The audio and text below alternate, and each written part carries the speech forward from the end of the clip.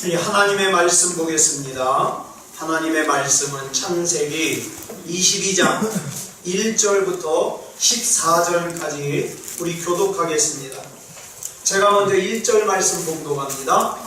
그 일 후에 하나님이 아브라함을 시험하시려고 그를 부르시되 아브라함아 하시니 그가 이르되 내가 여기 있나이다. 여호와께서 이르시되 내 아들 내 사랑하는 독자 이삭을 데리고 모리아 땅으로 가서 내가 네게 일러준 한 산 거기서 그를 번제로 드리라. 아브라함이 아침에 일찍이 일어나 나귀의 안장을 지우고 두 종과 그의 아들 이삭을 데리고 번제에 쓸 나무를 쪼개어 가지고 떠나 하나님이 자기에게 일러주신 곳으로 가더니 제3일에 아브라함이 눈을 들어 그곳을 멀리 바라본지라. 이에 아브라함이 종들에게 이르되 너희는 나귀와 함께 여기서 기다리라. 내가 아이와 함께 저기 가서 예배하고 우리가 너희에게로 돌아오리라 하고 아브라함이 이에 번제나무를 가져다가 그의 아들 이삭에게 지우고 자기는 그와 칼을 손에 들고 두 사람이 동행하더니 이삭이 그 아버지 아브라함에게 말하여 이르되 내 아버지여 하니 그가 이르되 내 아들아 내가 여기 있노라. 이삭이 이르되 불과 나무는 있거니와 번제할 어린 양은 어디 있나이까. 아브라함이 이르되 내 아들아 번제할 어린 양은 하나님이 자기를 위하여 친히 준비하시리라 하고 두 사람이 함께 나아가서 하나님이 그에게 일러주신 곳에 이른지라. 이에 아브라함이 그곳에 제단을 쌓고 나무를 벌려놓고 그의 아들 이삭을 결박하여 제단 나무 위에 놓고 손을 내밀어 칼을 잡고 그 아들을 잡으려 하니 여호와의 사자가 하늘에서부터 그를 불러 이르시되 아브라함아 아브라함아 하시는지라. 아브라함이 이르되 내가 여기 있나이다 하매 사자가 이르시되 그 아이에게 내 손을 대지 말라. 그에게 아무 일도 하지 말라. 내가 내 아들 내 독자까지도 내게 맡기지 아니하였으니 내가 이제야 내가 하나님을 경외하는 줄을 아노라. 아브라함이 눈을 들어 살펴본즉 한 수양이 뒤에 있는데 뿔이 숯불에 걸려 있는지라. 아브라함이 가서 그 수양을 가져다가 아들을 대신하여 번제로 드렸더라. 아브라함이 그 땅의 이름을 여호와 이레라 하였으므로 오늘날까지 사람들이 이르기를 여호와의 산에서 준비되리라 하더라. 아멘. 기도하겠습니다. 사랑의 아버지 하나님, 우리가 자주 내가 처한 처지와 형편과 상황 때문에 하나님의 사랑을 의심할 때가 많았습니다. 그러나 그때마다 하나님의 방법으로 인도하셔서 여기까지 왔습니다. 우리는 이 시간에도 하나님의 은혜가 필요합니다. 하나님의 인도하심이 필요합니다. 우리 하나님 붙잡아 주시고 인도해 주시옵소서. 하나님의 음성 들려주실 줄 믿사오며 그리스도 예수님의 이름으로 감사하며 기도드렸사옵나이다. 아멘. 우리 같이 인사 나누겠습니다. 일주일 동안 수고하셨습니다. 은혜 받고 돌아갑시다. 이 시간에는 창세기 22장 1절부터 14절까지 읽었습니다. 말씀의 제목은 하나님을 신뢰하고 순종합시다입니다. 하나님을 신뢰하고 순종합시다.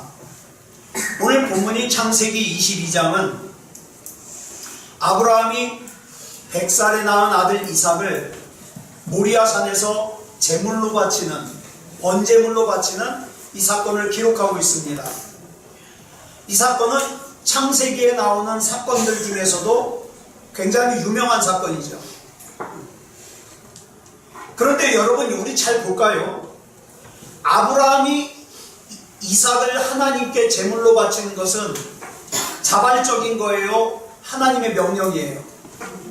하나님의 명령이에요. 우리는 이 사건에서 여러 가지 궁금한 것들이 많아요. 여러분은 어떤지 모르겠지만 저는요, 지금도 살면서 하나님 앞에 참 묻고 싶은 게 많아요. 하나님께서는 왜 아브라함에게 이런 이상한 명령을 내리셨습니까? 좀 더 구체적으로, 하나님은 지금 이 순간 나에게 있는 이 문제 때문에 왜 나를 힘들게 하십니까? 정말 묻고 싶어요. 그 외에도 우리는 여러 가지 질문을 할 수 있어요. 여러분, 이런 것을 우리가 뭐라고 부르냐? 시험이라고 부릅니다. 시험. 시험 들었다 그러잖아요. 시험. 근데 이 시험이 같은 시험이 아니에요. 전에도 말씀드렸습니다. 우리 신앙의 연단을 위해서 하나님의 주권적인 행위로 인간에게 내려지는 시험은 테스트라고 해요. 영어로. 반면에 우리 인간 스스로 욕심에 이끌려 죄에 빠지는 시험을 템프테이션이라고 합니다. 그래서 이 테스트의 목적은 우리를 더 강하게 만들고 우리 믿음을 만천하에 드러나게 만들고 믿음을 믿음답게 만들어서 믿음의 성장을 가져오게 하는 거라면, 템프테이션은 달라요.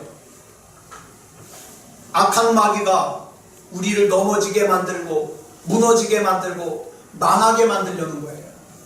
그래서 테스트는 굳이 해석을 하자면 훈련, 연단이라고 해석할 수 있고요. 템프테이션은 유혹, 미혹이라고 해석할 수 있습니다. 그런데 우리는 창세기 22장의 결과를 다 알잖아요. 모리아산으로 갔더니 하나님께서 이삭 대신에 양을 준비하시고, 다 알잖아요. 그렇기 때문에 우리는 이 시험이 하나님께서 아브라함을 멸망시키기 위한 게 아니라 아브라함을 더 강하게 만들고 더 믿음다운 믿음을 가지게 만들고 믿음의 조상이 되게 하기 위한 테스트라는 걸 우리는 알아요. 문제는 지금 내 문제는 몰라요. 그렇죠? 내 문제는 아직 결과를 모르니까. 그런데 이 사건에서 우리가 반드시 알아야 될 것은, 우리 하나님께서는 우리가 그 테스트 때문에 다치지 않도록 안전하게 그물을 미리 깔아두셨다는 거예요. 네. 그러므로 하나님의 테스트는 우리를 다치게 하거나 골탕 먹이는 것이 목적이 아니기 때문에, 언제 끝날까요? 이 테스트는 언제든지 우리 믿음이 믿음답게 드러나고 믿음이 성장하기만 하면 이 테스트는 끝이에요. 창세기 22장에 나오는 하나님은 어떤 하나님이십니까? 우리는 한마디로 이렇게 얘기하죠. 예비하신 하나님, 여호와 이레의 하나님. 이게 창세기 22장에 나오는 하나님이에요. 자, 본문 13절부터 14절까지 보겠습니다. 시작. 아브라함이 눈을 들어 살펴본즉 한 수양이 뒤에 있는데 뿔이 숯불에 걸려있는지라 아브라함이 가서 그 수양을 가져다가 아들을 대신하여 번제로 드렸더라. 아브라함이 그 땅 이름을 여호와 이레라 하였으므로 오늘날까지 사람들이 이르기를 여호와의 산에서 준비되리라 하더라. 여기서 우리는 중요한 믿음을 하나 붙들어야 됩니다. 저와 여러분의 삶 가운데 고민이 있습니다. 걱정이 있습니다. 문제가 있습니다. 어려움이 있습니다. 그런데 이런 고민과 걱정 가운데서 우리가 반드시 기억해야 될 것은, 우리 하나님은 이미 다 모든 것을 알고 계신다는 사실이에요. 저와 여러분이 뭐 때문에 힘든지, 뭐 때문에 걱정하는지 알고 계세요. 그러면 이 과정 가운데서 하나님께서 나에게 원하시는 게 뭘까요? 너 그래도 하나님을 신뢰할 수 있니? 너 그래도 하나님 앞에 순종할 수 있니? 그러면 내가 책임질게. 하나님께서. 여러분, 본문에 나오는 아브라함에게는 대책이 없어요. 지금 그저 하나님의 말씀대로, 하나님의 명령대로 순종하는 것뿐이에요. 그래서 순종했더니 하나님이 수양을 준비하셨어요. 그것도 전 참 성경 읽으면서 재밌는 게, 만약에 그 모리아산에 수양은 있는데 수양이 뛰어다녀요. 아브라함아, 너 그 수양 잡아서 이삭 대신에 제물로 드려라. 그러면 아브라함이 그 수양을 잡으러 뛰어다니겠죠. 아마 성경 내용이 이렇게 바뀌었을 거예요. 아브라함이 수양을 쫓아다니다가 심장마비로 죽으니라. 그죠? 그럼 어떻게 잡아요? 펄펄한 수양을. 그런데 하나님께서 아브라함이 힘들까봐 수양의 뿔을 수풀에 걸리게 해서 꼼짝 못하게 잡아주셨어요. 그럼 우리가 할 일이 뭡니까? 우리를 위해서 예비하시는 하나님을 믿자 이 말이에요. 잘못되면 어떡하니가 아니라 하나님 믿자 이 말이에요. 여러분 서커스 공연할 때 막 공중제비하죠. 그네 타죠. 이 사람들이 뭘 믿고 그렇게 그네를 타요? 밑에 그물이 있잖아요. 다 떨어져도 안 죽어. 그죠? 그물이 있잖아요. 저와 여러분에게 이렇게 그물을 밑에다가 걸어놓고 뛰라고 하시는 주님이세요. 그런데 우리는 그 그물을 자꾸 의심합니다. 하나님, 이 그물 안전합니까? 이 잘못되면 누가 책임지죠? 하나님, 내가 떨어졌을 때 이거 찢어지지 않아요? 의심해요. 여러분 기억하세요. 하나님이 만드신 그물은 안전합니다. 제가 지금까지 살아보니까 안전해요. 전 지금까지 제가 가졌던 문제 중에서 앞날이 보인 게 없었어요. 그런데 그때 순종하니까 어떡합니까? 아, 하나님의 인도하심은 완전하구나. 완전하구나. 여러분 시험의 목적이 뭐예요? 템프테이션 말고 테스트의 목적이 뭐예요? 하나님 믿으라는 거예요. 나를 그렇게 못 믿겠니? 그래서 창세기 22장에서 하나님께서 아브라함에게 원하시는 건 오직 하나예요. 나 믿어라. 내가 너 붙드는 거지 네가 나 붙드는 거 아니야. 여러분 우리 착각하면 안 돼요. 내가 하나님 붙든다고 생각하지 마세요. 하나님이 나 붙들어 주셔요. 여러분 닥터 지바고라는 소설 보셨습니까? 저는 소설은 안 읽고 영화로 봤어요. 영화로. 이 소설로도 유명한 닥터 지바고라는 영화가 있어요. 이 영화가 만들어진 해가 제가 태어난 해하고 똑같아요. 1965년. 근데 이 영화가 우리나라에는 1985년에 들어왔어요. 20년 뒤에. 이 닥터 지바고의 역사적인 배경을 보면 당시 구러시아의 절대적인 왕권을 지녔던 차르라는 황제의 체제가 무너지면서 1차 세계대전이 일어나요. 러시아 혁명이 일어나요. 또 러시아 안에서 내전이 일어나요. 막 그 러시아가 아주 혼란스러웠어요. 우리나라에 어때요? 일제시대가 끝나고 그 다음에 어떻게 해요? 그러면 6.25 사변이 일어나고 막 엄청 혼란스러웠잖아요. 막 그런 러시아의 혼란스러운 격변의 역사 가운데 진행되는 영화예요. 그런데 저는 이 영화의 마지막 장면이 진짜 인상적이에요.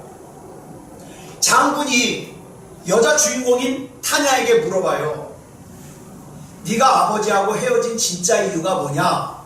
그랬더니 타냐가 가슴속에 그동안 품고 왔던 그 깊은 상처를 얘기합니다. 그때 아버지가 내 손을 놨어요. 나 버렸다는 거죠. 자기 살겠다. 아버지가 내 손을 놨어요.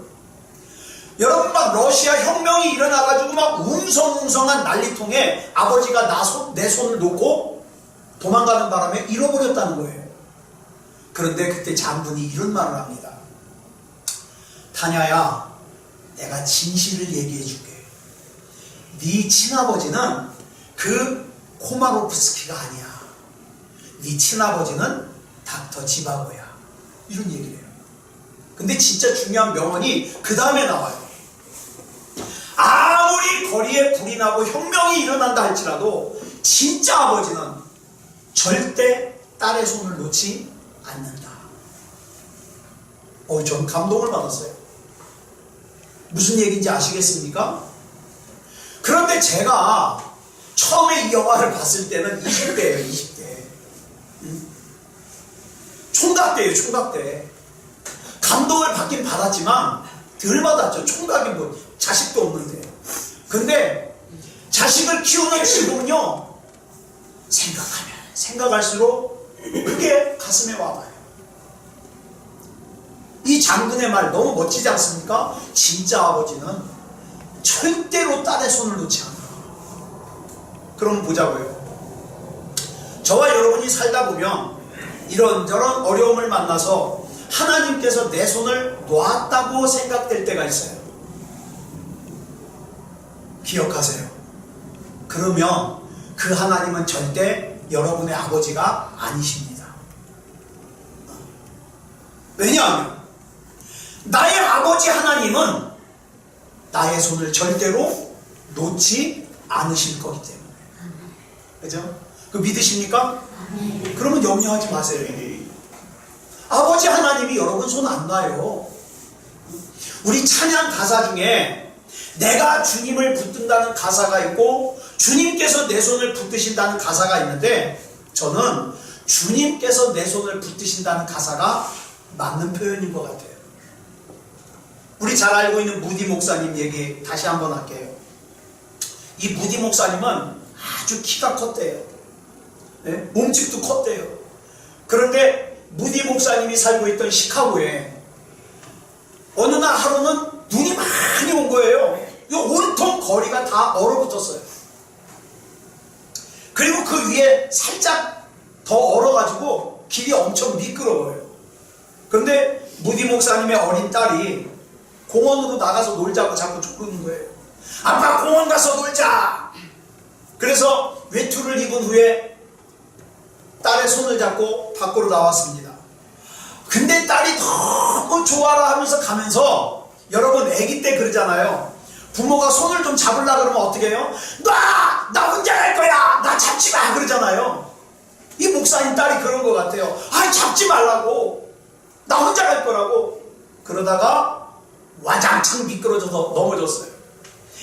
넘어진 딸은 아프다고 울었고, 무디 목사님이 그 엎어진 딸을 갖다가 일으켜 세운 다음에 어디 다친 데 없는가 확인한 뒤에, 그러니까 아빠 손을 잡아. 그랬더니 한 번 넘어진 이 딸은, 그럼 아빠 손 잡아. 손 잡는데 손가락만 잡아. 그런 애 있잖아요. 아주 인심 쓰듯이 손가락만 잡아. 그래가지고 무디 목사님이 딸 손가락만 이렇게 잡았어요. 조금 가다가 딸이 쫄떡 미끄러지니까 잡았던 손이 쏙 빠져버려요. 또 엎어졌어요. 그래가지고 또 울었죠. 무디 목사님이, 그러니까 아빠 손 잡아. 그랬더니 이번에는 딸이 아빠 손을 잡아요. 큰 아빠의 손이 딸의 손을 갖다가 탁 움켜잡았습니다. 조금 가다가 이 딸이 또 미끄러져가지고 넘어지려고 그러니까 그 순간 아빠의 손에 힘이 쫙 들어가면서 넘어지지 않게 붙잡더라 이 말이에요. 여러분, 그 후로도 몇 번이나 이 딸이 넘어지려고 하면 무디 목사님은 손에다가 힘을 줘서 딸을 잡아 일으켰습니다. 아빠에게 자기 손을 전부 맡긴 후 이 딸은 넘어졌을까요? 안 넘어졌을까요? 안 넘어졌죠. 우리는 많은 순간에 실패하기 전에는, 넘어져 보기 전에는, 조직의 쓴맛을 보기 전에는 하나님께 손을 안 내밀어요. 이 바보 같은 인생. 뭐 자기 힘 갖고 뭘 할 수 있을 줄 알아요. 그러니까 나 주일날 바쁘다는 거예요. 나 예배 드릴 시간조차 없다는 거예요. 그러다가 그렇게 예배도 무시하고 하나님도 무시하고 살다가 조직의 쓴맛을 한번 탁 보고 나니까 어떡합니까? 하나님 앞에 손 맡겨요. 천부여 의지없어서 손 들고 옵니다. 손을 맡겨요. 그때부터는 뭐예요? 하나님을 알아가더라. 하나님. 베드로도요, 물에 빠지기 전에는 어떻게 했어요? 자기 혼자 걸었어요. 주여, 만일 주님이시거든 나를 오라 하소서. 와.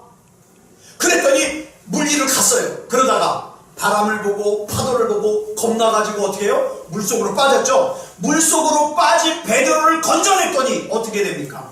그 다음부터는 주님과 함께 손잡고 배로 오더라. 예?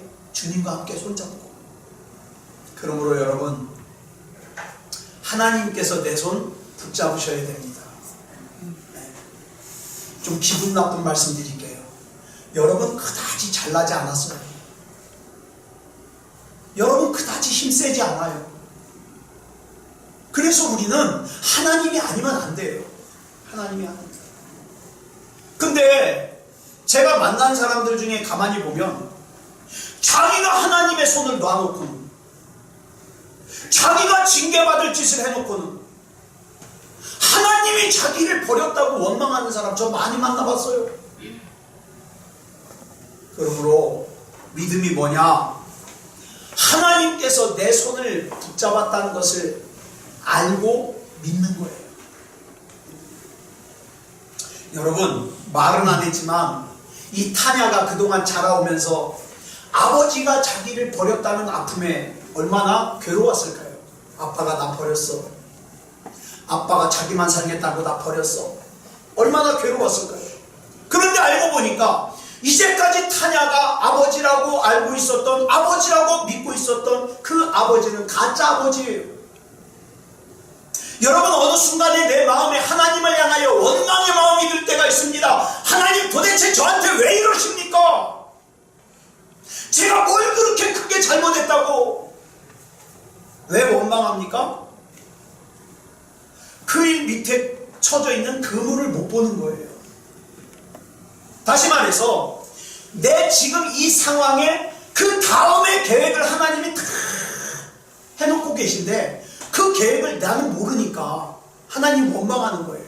마치 요셉이 하나님께서는 요셉이 보디발의 집에 가서 11년 동안 종살이하고 2년 동안 감옥살이하고 그 다 계획 세워놓으셨어요. 그 다음에 애굽이라는 나라의 총리로 세울 것을, 그래서 사람과 주변의 나라를 구원할 수 있는 도구로 쓰실 것을 다 그 다음에 계획을 세워놨는데, 만약에 요셉이 하나님 이럴 수 있어요? 왜 나를 종살이 시켜요? 왜 나를 억울하게 감옥살이 시켜요? 그러면서 원망했다면 우리가 알고 있는 요셉이 아니잖아요. 여러분, 하나님은 여전히 내 손을 잡고 계시는데 하나님이 내 손을 놓으셨다고 착각해서 원망하면 안 됩니다. 하나님을 믿으시기 바랍니다. 예인이가 예원학교를 떨어졌잖아요. 중학교를. 그래가지고 자기는 이제 피아노 안 치겠다고 동네에 있는 금옥여중을 입학을 했어요.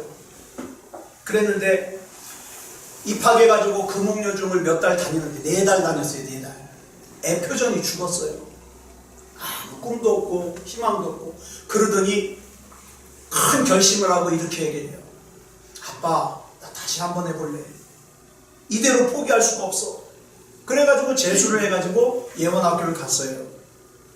여러분, 중학교 재수하는 딸, 그 자기 마음은 어떨 것이며 부모 마음은 어떻겠어요? 죽는 맛이죠. 또 대학 갈 때도 2번이나 떨어졌잖아요. 제 동료 목사님들 물어봐요. 딸 어느 대학 갔냐고. 또 떨어졌어요. 저는 농담 삼아 얘기하지만 속에서는 피눈물이 나요. 그런데 그 과정 가운데서 유익이 있었어요. 뭐냐? 예인이가 자기 입으로 그런 얘기를 해요. 제가 물어본 게 아니라 자기는 살아계신 하나님을 확실히 만났다는 거예요. 자기는 하나님 무서워서 죄 함부로 못 짓는다는 거예요. 요즘 대학 문화가 어떻습니까? 입학하고 나면 뭐 신입생 환영회다 뭐에다 해가지고 막 술 문화, 죄악 문화, 성타락 많잖아요. 그러면 자기가 그래요. 나 하나님 무서워서 죄 못 지니까 걱정하지 말라. 그거면 충분해요. 하나님은 우리의 진짜 아버지시기 때문에 절대로 내 손을 놓지 않으시고 나를 버리지 아니하신다는 걸 우리가 믿어야 돼요. 확실하게. 또 한 가지, 우리가 여기서 살펴볼 또 한 가지는 아브라함이 아들이 이삭을 진짜 바치려고 했습니까? 바치는 척 했습니까? 네? 진짜 바치려고 했어요? 바치는 척 했어요? 진짜 바치려고 했어요. 이걸 다른 말로 유식하게 뭐라 그러냐? 결단이에요. 믿음의 결단. 우리 하나님께서는 이 믿음의 결단을 축복해 주십니다. 우리 삶 가운데 오는 시험은요, 뭘로 끝낼 수 있느냐? 믿음의 결단으로 끝낼 수 있어요. 하나님께서 원하시는 것은 그 믿음의 결단하는 그 순간을 나에게서 보고 싶은 거예요. 그런데 어리석은 사람은 그런 결단을 하지 않고 미적미적하니까 시험의 기간이 길어지는 거예요. 자, 본문 9절로 10절 보겠습니다. 시작. 하나님이 그에게 일러주신 곳에 이른지라. 이에 아브라함이 그곳에 제단을 쌓고 나무를 벌려놓고 그의 아들 이삭을 결박하여 제단 나무 위에 놓고 손을 내밀어 칼을 잡고 그 아들을 잡으려 하니. 자, 신앙의 결단 내렸죠. 잡으려고. 신앙의 결단을 내렸더니 그 다음에 어떻게 됐습니까? 11절로 12절 시작. 여호와의 사자가 하늘에서부터 그를 불러 이르시되 아브라함아 아브라함아 하시느니라. 아브라함이 이르되 내가 여기 있나이다 하매 사자가 이르시되 그 아이에게 내 손을 대지 말라. 그에게 아무 일도 하지 말라. 네가 내 아들 내 독자까지도 내게 아끼지 아니하였으니 내가 이제야 내가 하나님을 경외하는 줄을 아노라. 영광스러운 모습 아니에요? 믿음이 인정받았잖아요. 여러분, 신앙적인 결단은 영광을 가져옵니다. 우리 삶 가운데 오랫동안 교회 다녔는데도 영광을 경험하지 못한 이유가 뭔지 아세요? 결단이 없어요. 교회는 다니는데 결단이 없어요. 손해보는 거 되게 싫어하고요. 내가 피해보는 거 되게 싫어하고요. 그 영광의 결단이 없어요. 여러분, 성경에 나오는 신앙적으로 승리한 사람들을 보면 공통점이 있어요. 신앙의 결단이 있어요. 여기서 말하는 결단이 뭡니까? 하나님 앞에 나 희생하는 거예요. 주님을 위하여 내가 귀한 무엇인가를 드리고 무엇인가를 내려놓는 횟수만큼 뭡니까? 신앙이 성장해요. 그때 영광을 경험하고 성장하고 승리를 맛보는 거예요. 여러분, 다니엘서 읽어보셨죠? 다니엘서에서 어떤 내용이 기억나십니까? 주로 기억나는 게 뭐예요? 다니엘과 세 친구가 우상에 바쳤던 음식을 먹지 않겠다고 채식만 했더니 오히려 더 상태가 좋아지고 똑똑해졌다. 뭐예요? 우상에 바쳤던 음식, 고기를 먹지 않겠다는 결단. 다니엘의 세 친구가 우상에게 절하지 않았더니 풀무불 속에 던져졌어요. 근데 들어간 건 3명인데 나 그 안에 있는 거 보니까 4명이 돌아다니네? 그래서 끄집어내 봤더니 머리카락 하나도 타지 않았다. 뭐예요? 우상 앞에 절하지 않겠다는 결단. 다른 신에게 기도하지 말라는 명령을 어기고 다니엘이 예루살렘을 향하여 창문을 열고 하루에 3번 기도했더니 사자굴에 던져졌다. 근데 멀쩡했다. 뭐예요? 나는 우상에게는 절하지 않겠다. 오직 하나님께만 기도하겠다. 결단. 여러분, 신앙적인 결단에 따르는 결과들이 어마어마하더라는 거예요. 신앙적인 결단이 있었을 때 하나님의 영광이 드러나고 기적을 체험할 수 있어요. 그러면 이걸 뒤집어 얘기하면 뭡니까? 교회를 오래 다녔는데도 내가 참 몸이 건조한 신앙생활에, 그래서 내가 교회를 나가도 그만 안 나가도 그만이야. 그건 네가 결단을 안 했기 때문인 거예요. 하나님 믿으면서도 죽어도 손해 안 보겠다니까 하나님의 영광을 경험을 못하죠. 참 답답해요. 그러니까 믿음이 자라질 않죠. 아브라함이 결단할 수 있는 것도, 자 보세요. 이 결단이라는 것은요, 나한테 뭔가 소중한 것이 있을 때 하는 거예요. 아브라함이 내가 하나님 앞에 아들 이삭을 바치겠습니다. 이건 뭐예요? 나한테 지금 아들이 있잖아요. 그러니까 바치겠다는 거예요. 저는 이런 사람들 많이 봤어요. 돈 많이 벌면 헌금 많이 하겠대요. 자기 로또 당첨되면 건축 헌금 많이 하겠대요. 이런 거 결단이 아니에요. 뭐가 결단입니까? 실제로 내가 돈을 가지고 있는 상태에서 헌금하는 게 결단이에요. 아브라함이 100살에 낳은 아들이 있기 때문에 결단할 수 있는 거예요. 아들이 있으니까. 실제로 나에게 시간이 있는 사람이 시간을 들이는 게 결단이에요. 실제로 내게 건강한 몸이 있는 사람이 건강한 몸을 드리는 게 결단이라고요. 그러면 우리 이런 질문해야 돼요. 하나님께서 지금 내가 가지고 있는 것을 나에게 주신 이유가 뭘까? 그 귀한 것 가지고 결단하라는 거예요. 결단. 여러분, 죽으면 죽으리라는 유명한 책을 쓰신 안희숙 여사라는 분이 있어요. 여러분, 이 책은 꼭 한번 읽어보셔요. 죽기 전에 꼭 읽어보셔요. 죽으면 죽으리라. 속편이 뭐냐? 죽으면 살리라. 제가 그 다음 책을 하나 쓸까? 죽어도 못 죽어. 뭐 이런 거. 하여튼 이 책 참 괜찮아요. 여러분 꼭 한 번씩 읽어보세요. 이 안희숙 여사는요, 믿음의 가정에서 자랐습니다. 이분이 어렸을 때 주일학교 교회 갈 때마다 엄마가 하얀 봉투에다가 정성껏 11조와 헌금을 넣어 주셔가지고 그거 갖다가 헌금을 했어요. 게다가 집이 잘 살았던 것 같아요. 일제시대 때는 여자들이 일본 유학 가는 건 거의 있는 일이 아니에요. 근데 이 안희숙 여사가 일본에 유학까지 갔다 왔어요. 취직을 했습니다. 취직을 해가지고 직장 생활하면서 이런 생각을 했어요. 내가 이제까지는 엄마가 주신 돈으로 11조를 드렸는데 이게 사실 내가 11조인가? 아버지가 벌어온 걸로 한 거니까 아버지 11조지. 내 11조는 아니잖아? 이제는 내가 직장 생활하고 돈을 버니까 내 돈으로 11조를 해야 되겠다. 근데 11조, 나는 남들하고 똑같은 건 싫어. 10에 2조를 해야 되겠다. 그래, 10에 2조를 드려보자. 이런 야무진 생각을 했어요. 그리고 10에 2조를 드렸어요. 그랬더니요, 하나님께서 길을 쫙쫙 열어주시는 게 느껴지는 거예요. 기분이 좋잖아요. 또 이렇게 생각했어요.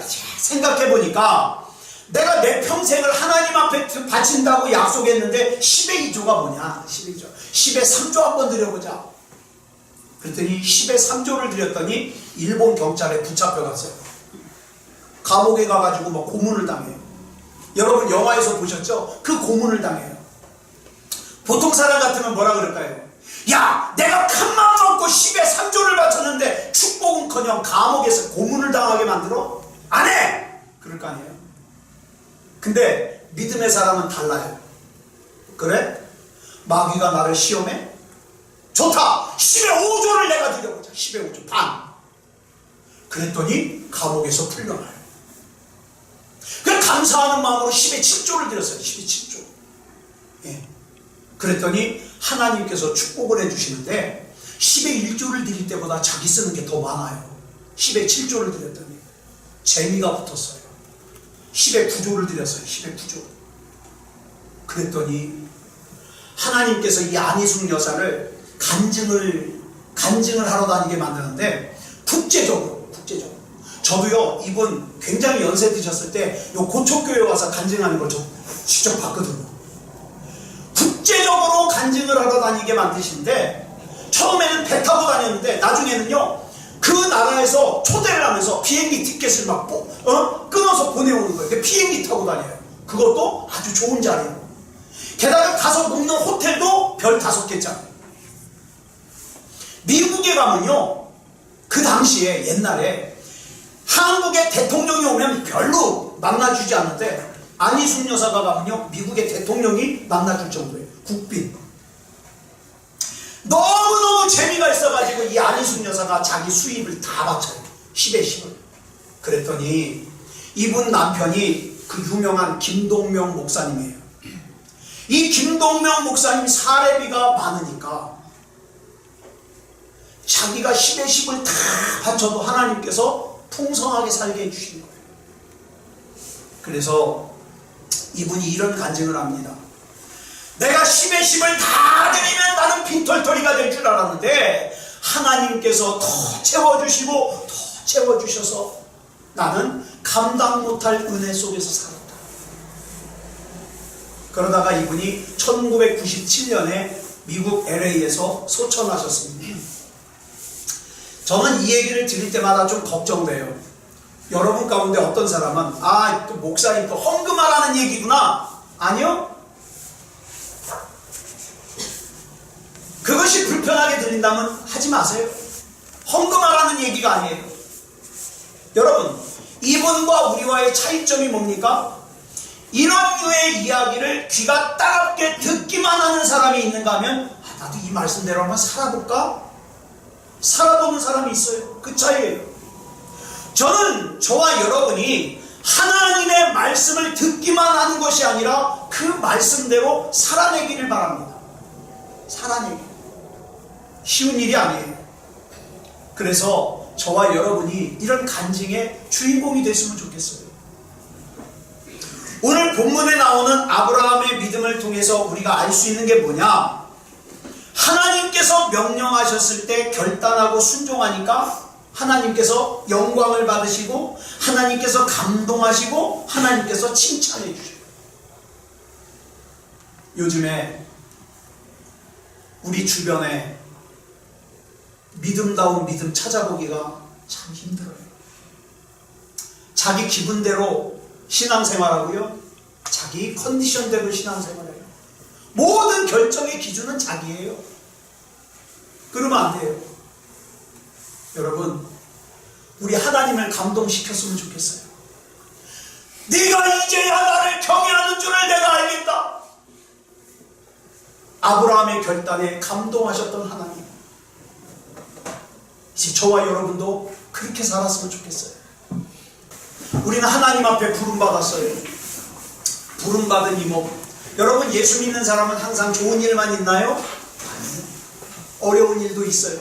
저도 지금 걱정이 충만한 것이 한 3가지가. 근데 이걸 누구한테 얘기해봤자 딴 사람도 걱정만 할까봐 저는 이 걱정 충만한 걸 제 속에 두고 하나님과만 통화합니다. 하나님이 나 책임지시잖아요. 지금 크고 무거운 짐이 3가지가 있는데 하나님 책임져 주시옵소서. 그래서 저는 기대합니다. 이 문제가 하나님의 은혜 가운데 이렇게 해결되잖아요. 그럼 제 믿음은 조금 더 자라는 거예요. 왜? 경험했잖아요.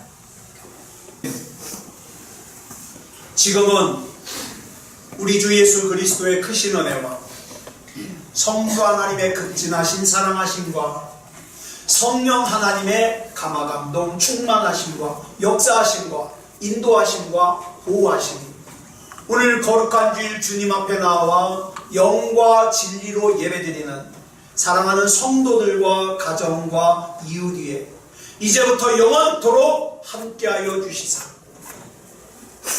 나를 둘러싼 상황과 처지와 형편에 끌려다니지 말게 하시고 하나님이 내 손을 꼭 잡고 계시고 나를 책임져 주심을 의심하지 아니하며 지금 내 앞에 있는 장애물도 넉넉히 뛰어넘어 이길 수 있는 능력을 주실 것을 신뢰하는 우리 사랑하는 성도들에게 아버지 하나님이 항상 함께하여 주셔서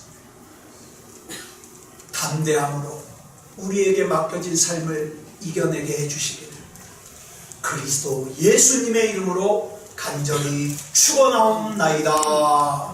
아멘.